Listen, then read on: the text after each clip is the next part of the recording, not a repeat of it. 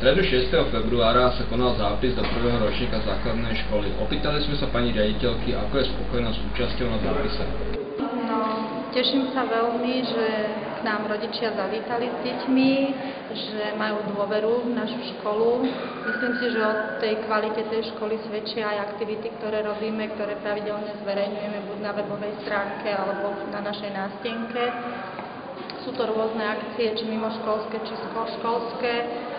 Deti sa zúčastňujú súťaží rôznych, takže môžu sa prezentovať a myslím si, že, alebo nie, že myslím si, ale verím tomu, že deti dosahujú aj porovnateľnú úroveň vedomostí, ako aj na veľkej škole.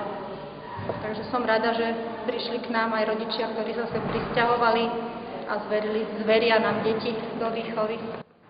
A čo sa týka pripravenosti detí? Tak pokiaľ deti navštevujú materskú školu, tak sú deti dostatočne pripravené. Pravidelne s materskou škôlkou spolupracujeme po metodickej stránke aj na spoločných akciách, takže tam nemám žiaden problém. Vítajte u nás,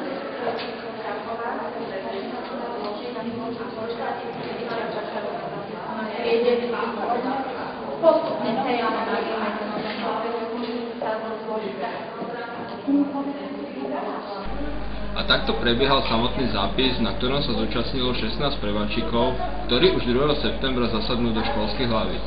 Reviničné JJ Team.